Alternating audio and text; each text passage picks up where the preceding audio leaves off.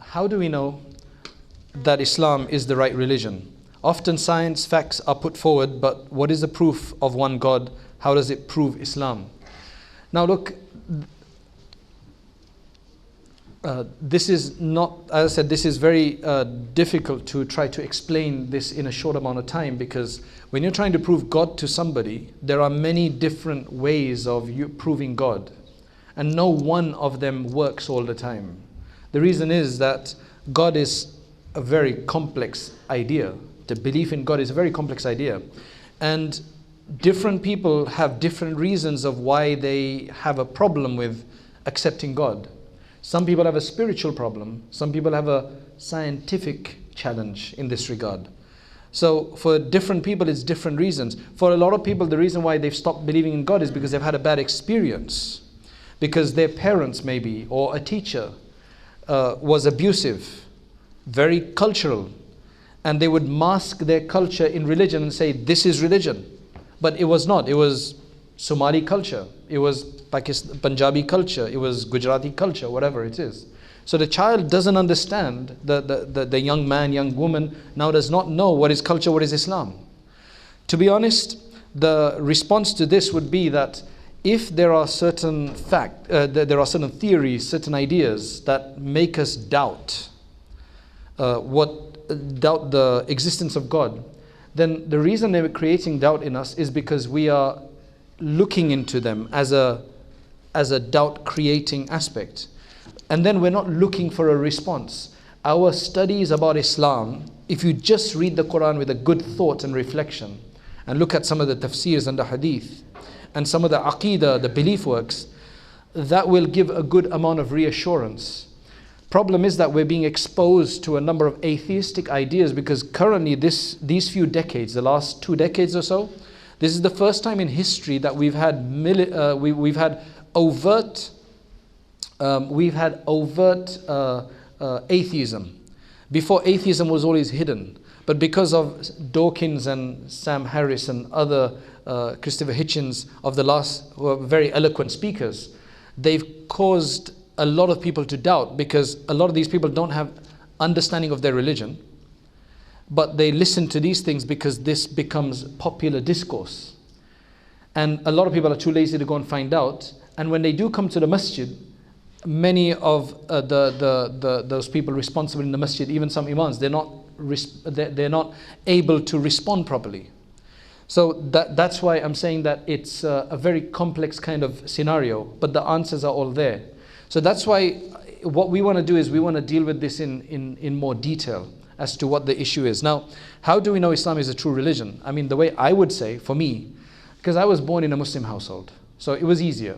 However, when I became mature, started thinking about things, making decisions for myself, then I adopted Islam now on a acquisitional level. It wasn't just because I was born into the faith. That helped me, obviously. But I became curious. What does Islam say about this? What does Islam say about that? So for example, for me, if there's any religion, it needs to be able to answer many, many things. And I put that down into 5 dimensions. A religion should not just be about worshipping God, like rituals. That's not what the only thing a religion should provide. That's one aspect. A religion needs to provide, first dimension, a belief. How do I see things? What is the purpose of this life? What is my outlook?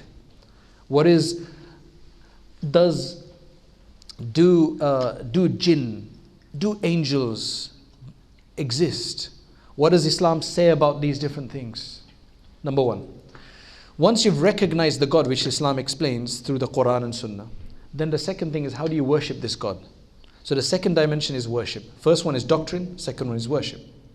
Number 3, a religion also needs to tell you how to act, interact, both on a transactional level, and also on a social level. How do I deal with my neighbors? How do I deal with the environment, green rights and so on, right? Animal rights. How do I deal with disputes? All of that is third and fourth dimension, the transactions and the muasharat. And then finally, the 5th one is, how am I supposed to have my outlook? How do I deal with enmity? How do I deal with feeling of hatred? How do I deal with jealousy? So Islam deals with all of that. Now there's some rich teachings of all of these things in the Quran that we need to access, and there's books written about that, and there's lectures on these things. This gives us a thorough understanding. So for me, it just solidified my belief that Islam, I'm satisfied with it because it answers all of these questions. So how do you know Islam is the right religion? You look into it, and then you have to understand what matters to you personally, and you look for those particular points. And that is how generally you understand that. Proof of God, many different types of proof of God.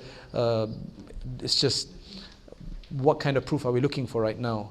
You know, through science, through what do you call it, cosmology, the cosmological proof of God, the teleological proof. There's so many different ways. The logical aspect. I mean, I can tell you one, it might sound boring, but basically, we all come from something. Everybody's caused by something, right? Now, when you keep going up, eventually you'll get to the first cause, God. Now, if you want to keep going back, that okay, if everybody's created, everything is created by something else, then who created God? The Prophet ﷺ said, if you get to that level, you need to say A'udhu Billah, and you need to just say, I believe in Allah. But let's just entertain that question, that if you say, who created God? One option is, God 2 created God 1. You have to go back somewhere, you have to stop somewhere. If you say it was all Big Bang, who created the Big Bang? Who set up the Big Bang? Because if you look at the design of the world, it is virtually impossible that it just happened randomly, because the random possibility is so minute.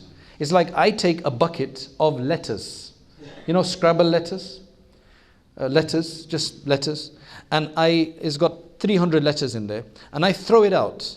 And what are the chances that it will say Bergen is a beautiful city? What are the chances that it would fall in that particular way to say Bergen is a beautiful city? Tell me, what do you think is the probability here? Now, it'd be some crazy probability. The 0.0, you know. That is what we're saying. That's what the scientists are saying, that this is how this world came up. Not all scientists, by the way. Scientists represent believers and non-believers in the same way that the general population does. This was a study that was done in Harvard or somewhere like that. Okay? So, essentially, we need to be as critical of the atheistic theories as we are of religion, if you want to be critical. And you will find that at the end of the day, it's just another claim. I would rather have a claim that works for me for the hereafter as well, and that's just not limited to this world, because at least then I'm prepared for that. If you just want to go purely on an objective way. Anyway, I'm going to have to stop here for a